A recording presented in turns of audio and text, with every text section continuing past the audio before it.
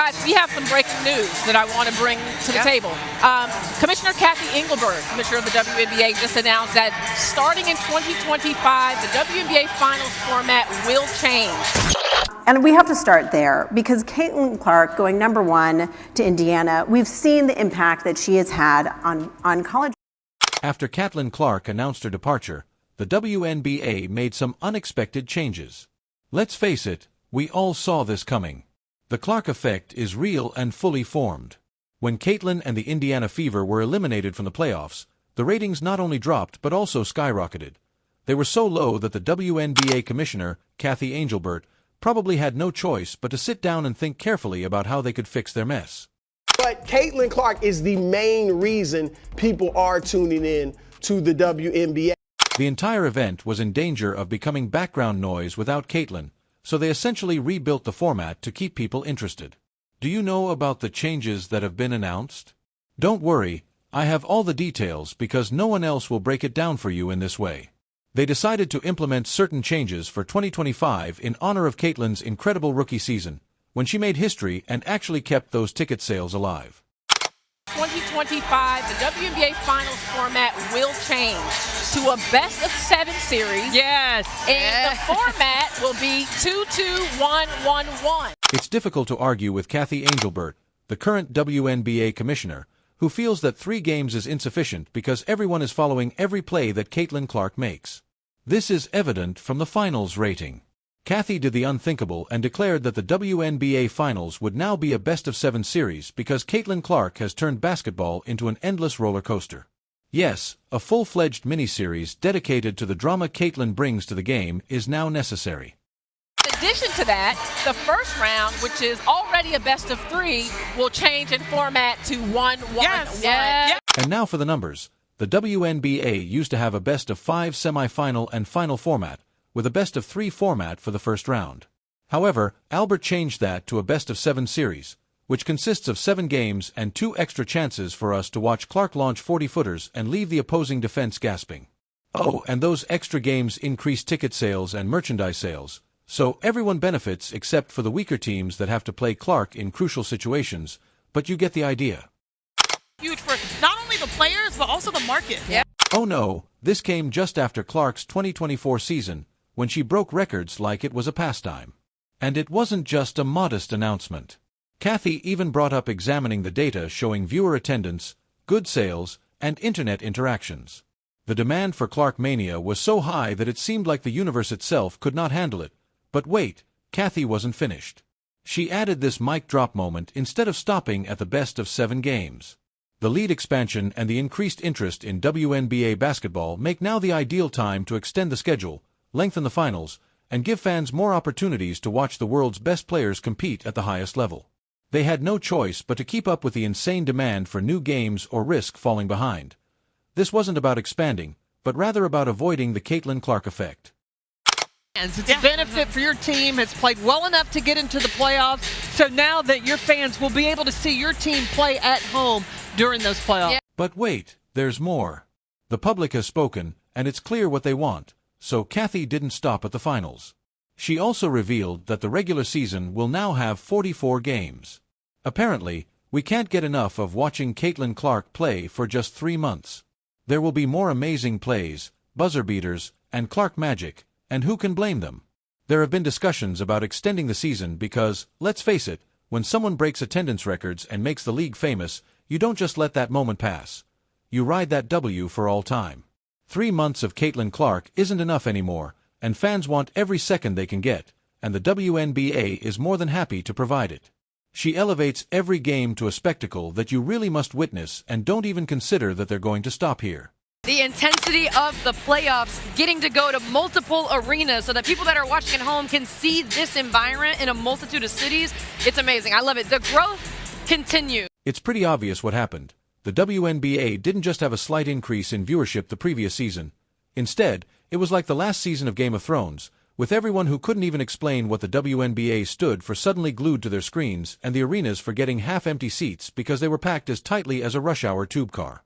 The reason for this is that Caitlin Clark changed the game. She rewrote the entire script for women's basketball. The WNBA Reel. Caitlin Clark jettisoned into not just a women's basketball star, but a household name and one of the most recognizable athletes on the planet. But let's talk about the numbers, because the Clark effect isn't just a sentimental tale, it's backed up by data. For instance, the 2013-04 NBA season had the highest attendance ever, and it was all Clark's fault. She didn't just attract a few more fans, she brought in an army. We're talking about over 1.5 million people crammed into arenas to see her play some of her games, smashing attendance records that had lain dormant for years like old F collecting dust. Obviously, it was a big adjustment going from college to the professional level. There's a lot of areas that you have to learn, and you have to learn very quickly. Clark, a deep first! Triple double for a rookie. Caitlin Clark has it. And I feel very thankful to be surrounded by a coaching staff and teammates that, provided me a lot of grace, but always was there to be a shoulder to lean on and to really help me. I feel like I can continue to show up and be the same person that I am, and then as a player just continue to improve every single day and help this organization get even better. The average viewership by WNBA standards was over 1.5 million, which is mind-bogglingly 400% more than the previous season. However, she wasn't just filling seats. Oh no, she was also gluing people to their screens. In 2024, over 54 million people tuned in for her crucial matchups. These weren't just random channel surfers. They were parked in front of TVs, tablets, phones, and anything else just to watch her play her games. Be the face of the WNBA, reason why her presence on court grabs just as much interest as some of the biggest names over in the men's event. The viewership of the regular season saw 54 million people tune in to watch the WNBA, a boost of 170% from last year. Not to mention the funds, yes, she brought fans, but when it comes to supremacy, she also brought their money. Everything with Caitlin's name on it was selling out faster than you could say Deep 3 sign memorabilia limited edition merch, and the demand for her jerseys was so great that they practically needed a speed limit by the middle of the season. By that point, Clark's jerseys were the best-selling WNBA item. Certainly from a marketing dollars, but corporate partners are stepping up to endorse these players much more so than they were 5 years ago, because they see the benefit of having women and diverse women representing them. We are no longer talking about pennies. In 2024, Clark's star power brought in a healthy $50 million in extra revenue for the WNBA. This is not insignificant money either.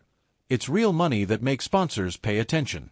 Suddenly, businesses were lining up to have their names next to Clark's, and endorsements were pouring in. Clark wasn't just a player, she was a one-woman marketing machine, and the league wasn't just expanding, it was soaring. Fever not only set the WNBA's attendance record, they shattered it. Over 200,000 more people attended Fever games this season than any other team in any other year, and selling out every single road game too. Not only was the game played differently, but it also began to change in appearance. Speaking of change, have you noticed how sleek the courts appeared during the 2024 season? That was the Clark effect in action, as teams literally redesigned their courts to match the excitement she was creating. They even began highlighting her deep three-point shooting spots with design elements, because when Clark is repeatedly sinking shots from 40 feet out, you might as well make those spots a feature. Jam-packed Gainbridge Field House filled to the brim with Fever fans. 22 jerseys and memorabilia everywhere you turn. Fans packed in the players' tunnel, hoping for a moment, an autograph from their young star. Comparing the game to when Caitlin Clark and the Indiana Fever were eliminated from the 2024 WNBA playoffs, there was a startling drop in viewership and attendance, with TV ratings sometimes falling by half and subsequent playoff game attendance dropping by 50%. Let's just say the ratings aren't the same with Caitlin Clark and the Indiana Fever now eliminated. Game 1 of the Aces Liberty matchup on Sunday drew an average of 900.